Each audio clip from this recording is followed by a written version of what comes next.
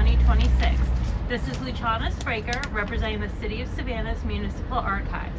I am interviewing Kevina Atkinson, a resident of Yamacraw Village, for the Savannah Community Memory Project. We are conducting this interview on the front porch of her Yamacraw Village home, which is unit number 838. So I want to thank you for joining me today. We're going to start with some background questions. Please tell me your full name. Kevina Atkinson. Okay. When and where were you born? I was born June 11th, 1993 in Yamacraw, Georgia at Ware Hospital. Okay. And if you're not originally from Savannah, so when did you move to Savannah and why? I moved in, well, I was in the 4th grade when we moved to Savannah, so I was like early 2000s. And my mama actually, she used to work for a clothing store called One Price. One Price transitioned to Rainbow. And Rainbow opened a store in Savannah, so they sent my mama down here to open the store, and we had to move. So you were in the 4th grade. So when you moved to Savannah, where were you living when you moved to Savannah? We were off Waters in Jackson Boulevard. It was a nice house. It was right by the Methodist Church and the Boys Club, right down Waters. Yeah, like H.B. Jenkins Boys Club? Yep. Okay. And did you spend most of your childhood there? My uncle used to work there. He passed away, but he used to work there. We used to go over there and help him. It was a boys' club, so the girls couldn't, engage too much, but we did get to play pool and help serve the hot dogs and the popcorn. What was your uncle's name? Ricky Daughtry. So your mother raised you, and what was your mother's name? Roxanne. It was Roxanne Atkinson, but now it's Roxanne Young. Say that last name again? Roxanne Young. It used to be Atkinson, but she got remarried. Where did you go to school growing up? In Savannah. The first school I went to was Hurd Elementary School, and then from Hurd I went to Bartlett Middle School, and then from Bartlett I went to Myers Middle School for my 8th grade, and then I went to Jenkins for 9th grade, Windsor from 10th to 12th. Yeah, that's a lot. But we moved different sides of town. Okay. We'll let this truck pass us. So you are right on a major thoroughfare here in Yamacraw. Oh, yes. Yeah, see a lot of activity. Yes, ma'am. I used to be where it was quiet, where you only seen a couple of cars, but now I'm on the main street. So where do you work? I work from home. I work for a company called Conduit, and I'm up under a company called Health Equity. Okay, what kind of work do you do for them? Health saving accounts, flexible spending, the HRA, retiree, those type of accounts. So you help manage those accounts? Well, we help them set up their accounts. We help them with reimbursements, claims. We assist them in changing their information, and we give general information about their plans and information that shows up in the system. Do you have any children? Yes, ma'am. I have 4. 4 children. Yes. My eldest is 15. His name is Brandon. My middle girl, which you met, her name is Deasia. She's 13. My baby girl, she's 11. Her name is Madeline. And I have a baby who passed away, and his name is Jacob. Jacob. He's still with us. He was 2 months. Oh. Ooh. And there's your oldest girl right now. Yes. She just scared me. I thought she was still in the house, but she went out back. So let's talk a little bit about Yamacraw Village. When and why did you move to Yamacraw? I got divorced. Well, I separated in 2018, and I ended up living with my sister and her in-laws. So back in 2015, I had applied for public housing, and before I left and got married, I was supposed to go to Patterson, but it didn't work out. We moved back here. So when I decided that I wanted to leave, I actually didn't know that my application was still in the system, and I got a call saying that they had a 3-bedroom out here. So I took it. Me and my kids, we needed a roof, and they came right in the nick of time, and they say, God got you, got you. Right in the nick of time. So you're living here in Yamacraw with your 3 children? Yes. Anybody else living with you? My husband comes frequently because his sister lives across the street and she's disabled. So he comes and I get to see him a lot. So that's a benefit of living next door to his sister. Describe your unit here, number 838. When I first got here, it was a mess. Within the first week, over the weekend, we had 3 floods, from the bathroom to the kitchen, and it flooded the whole apartment. After they came to fix that, everything was good until the air broke, and then it took about 5 to 6 months for them to actually get the air all the way fixed. It was leaking water all the way out the front door, all types of stuff. But now it's to the point where they just came and gave us some new countertops because the other ones would like actually lift up. If that was the style, I would have loved it because then I'd have been able to get my pots easier. But it wasn't. So Too much damage. So it's a 2-story, 3-bedroom unit? Yes, ma'am. Two bedrooms are upstairs with the bathroom, and then my bedroom is downstairs with the living room and the kitchen. The unit you were in before was the same layout? Oh, that one was bigger. So upstairs was all 3 bedrooms. All 3 bedrooms in the bathroom, and then downstairs was a giant living room, and then a big old kitchen. So it looked at like the living room and the dining room together, and then the kitchen with an extra space for you to put the washer and dryer. How come you moved out of that unit?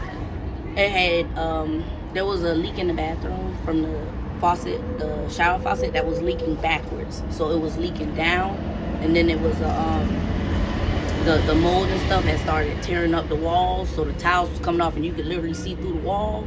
So we knew that it was bad when the mold started coming down to the kitchen and slimy.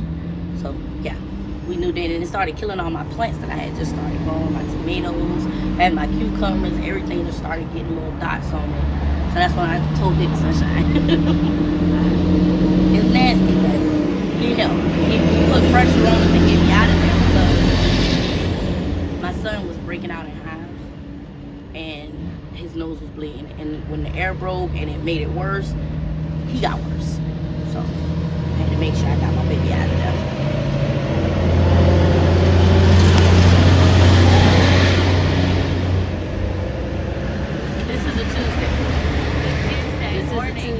Tuesday with all the trucks. Yes, ma'am. Okay.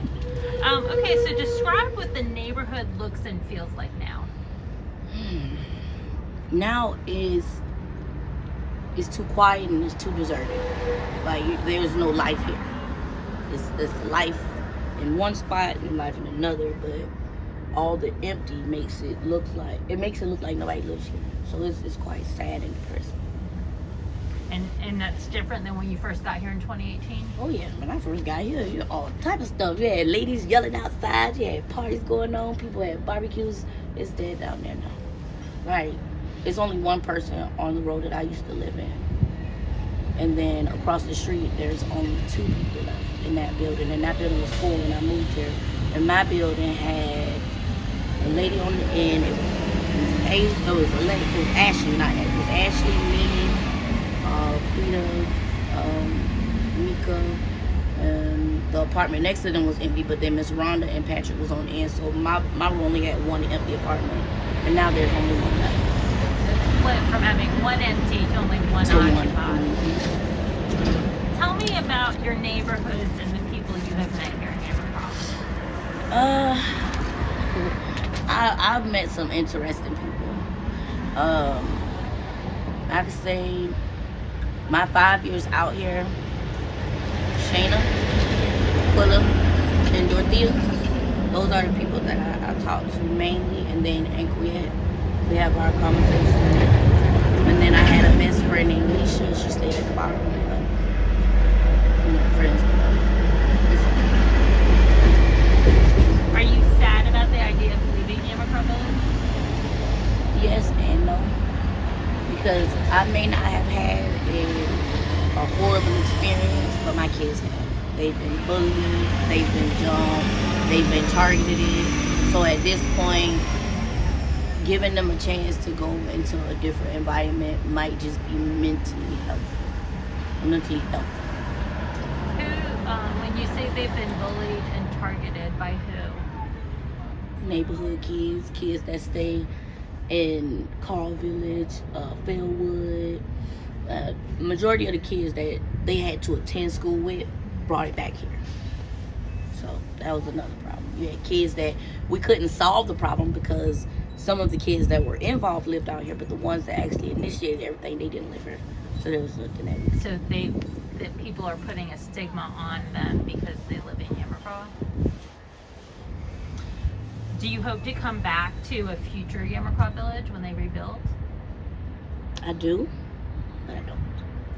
Because honestly, there's no telling what they're gonna build back here.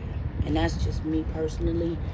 I don't want to come back to something where we might not even be welcome. So if I do want to see what it's gonna look like, because that picture that they showed us, where it looks like this, but it's wider. You have a longer porch, so instead of it being 2 apartments, it's 1. So I really want to see what they're gonna do there. You might also have built a whole new life somewhere else in the meantime. In 5 to 6 years, oh yeah. Especially if I get to be in the country and have my own piece of land, I probably won't come back. And that's just because once I know I'm comfortable. That's your dream, to have your own piece of land. My grandma has a piece of land. My mama live in that house now. Where's that? In Waycross. Would you like to go back and be part of that piece of land? No. Only reason I say no is because my grandma's house that was there when I was little is no longer there. There was a fire and it burned her when I was down. So they had to put a trailer in the spot where her house was. Where, if you could be in any like town or city to have your piece of land, what town or city would that be? Oh, it would be Waycross. Waycross, okay. Like if I can get the land, put a fence around it, grow me a garden, have me some chickens, I'll be happy. I'd be happy. Now, if Savannah had that type of stuff, I'd definitely go for it. Just to at least be in the area, but I would like the country life. You're a member of the resident council, which Yes, we ma'am. met with the other day. How has that experience impacted you, and how will you apply it to other areas in your life? I want to say this: being a part of the residents council, it's helped me grow. Because I used to be quiet. Now I can actually speak my mind and say how I'm feeling without me feeling like I'm hurting somebody's feelings. And I can be blunt. I can get straight to the point, or it's more about expressing myself. And with them, I was able to speak on everything that we was going through out here and didn't get judged and know that I wasn't the only one. So that means that they helped me. They helped me a lot. Okay. This is sort of long, but It's okay. who is the most important person you have met as a resident of Yamacraw that you wouldn't have met if you weren't here? And by important, it could mean it could be someone who's changed your life, or someone you've seen help change others' lives, someone who's made a difference, someone you might remember forever, or just someone that you're really glad you got to know while you were here at Yamacraw. David Hamburger Sunshine Hamburger. I'm sorry, David, but you know I like to switch them last names up. Yes, him. And tell us why. He came in and he gave us a voice that we didn't even know we legally had. If I would have known about the residents council when I first moved out here, I probably would have tried to be on board with it because my kids live out here. So if there's anything like a community kids cafe that they used to have at the community center where they used to serve the coffee and stuff for the kids, if we would have had stuff like that, I would have been a part of it. My kids would have been a part of it. They would have been able to make friends instead of make enemies. They couldn't fit in, and that's because they were mixed. They did get targeted a lot because of their skin color. Oh, your mama black, and why are you so white and your mama so black? So if all that, if we would have had a real community when I first got here, it would have been way better. So for people who don't know who David Sunshine Hamburger is, just who is he? He is my lawyer, but I call him my lawyer attorney. I know that's probably the same thing, but he's both. He's a friend. He's a helping hand. So when I first started noticing the things at my other house, he popped up out of nowhere, and that's how I met him. He came and he knocked on my door and told me he was a lawyer. If there was anything that I had going on in my house, or if I was facing any type of eviction or anything, just give him a call. And I called him because of mold. And from there, my kids loved him. I say, thank you so much. I just got out of being hit by a truck. So I had lost my job the same day I got hit by the truck. I had a car but couldn't drive it, so my kids were stuck home with me. And one day he just was like, you know what, I'm gonna take them to the Savannah Banana game. And that was it. They were more for David Sunshine than I was, and that's what drew me closer, because he was there to help. And don't nobody takes the time to get to know my kids, and that's what he did. Shoe man. He over there. The shoe man. Oh, I thought I had a pair of tennis shoes on. And he got me some red and black Nikes. I don't wear tennis shoes. So when he buy me a pair, when mom get me a pair, I make sure I try to wear them. Those shoes, I was trying to wear them so long, my daughter took them and I don't know what she did with them. But I love those tennis shoes, and those are the only ones I would wear. And every time I see him, I be like, I'm wearing that. I got my tennis shoes. Is there anyone else you want to lift up in this interview? Shayna Williams, yes ma'am, from being a single parent. She has, I want to say Shayna is capable of a lot, and she does a lot. And that capability drives me to say, hey, I know that I can do it just like she's doing it. She got one kid and I got 3. So there's no way I'm going to give up knowing that she ain't giving up. That's inspiration. Like, my sister got 6 kids. That's another inspiration right there. Like, she got 6 kids. She married. Her and her husband been together since 2010, 2009, 2010. Yeah. Me, on the other hand, I like to experiment. They all have brought me from my little broken pieces of myself. They brought me home. So, and that's what I've been going through for the last year and a half. What will you miss most about Yamacraw Village? The people. I can say that there is a couple of people that I'm gonna miss, and a couple of kids. Oh my God, I used to have a little candy store that my kids used to run when they got out of school, and you should just see how many kids used to come out. And they all stay right there, and they stay right there. And then there's some that stay all the way on the other side by the basketball court. I miss all the little kids. And they called you Miss BB? Miss BB. Mm-hmm. What will you miss least about Yamacraw Village? The conditions. I have never had to deal with mold. My mom always made sure our houses was good. When I had my first apartment, I didn't have mold. When we moved to Fort Stewart and Fort Hood, we didn't have these situations. And when I came here, I didn't know what to do. I used to be a housekeeper, so I knew how to, maintain it and all that. But once it overcame what I could do, I didn't know what to do. I was scared that my kids was gonna die in their sleep and I was gonna pass away, because mold killed my eldest sister. She had an asthma attack in her sleep, and the conditions of her house were way worse than the conditions that I'm living now.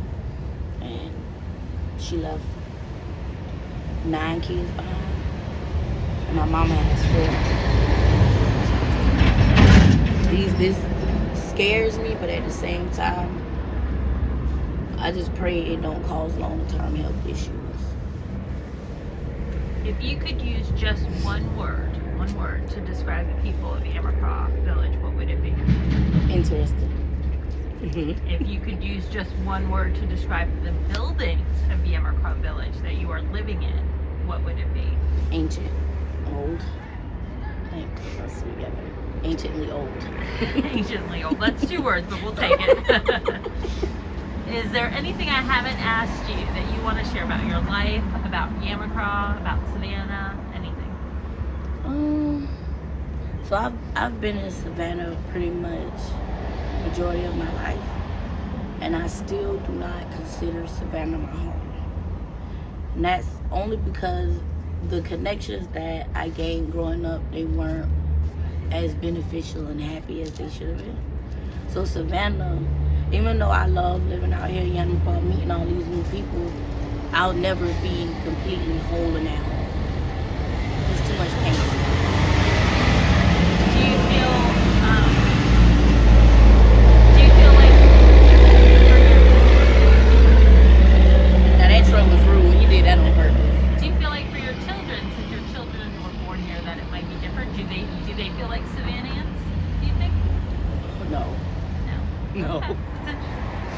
They can't even remember what side of town they was born on. They like, I want to tell you, they've been asking to leave Savannah for a really long time. I don't feel like they'd be happy to move because it'll be a new school, new friends that they get to meet, and a new personality that they get to develop. Do you feel like everything that's been happening the last few years with the uncertainty, are you ready for a new start? Yes. Do you have any closing thoughts you want to add? Well, I appreciate you sitting down with me again to talk. This is new. I haven't been able to Open up. talk like this. Yeah. It is. It's a journey to be able to sit down and talk and open up, and it's hard, but I think it's good. Yes, and you just gave me, like, I just got the confidence to actually go sit and talk to a therapist. This is nice. I can actually sit and not be afraid to tell them everything. I think it's important for you to tell your truth and for people to hear your truth. And, we have to hear everybody's perspectives to get a full picture and to understand. And I think that's important. So thank you. You want me to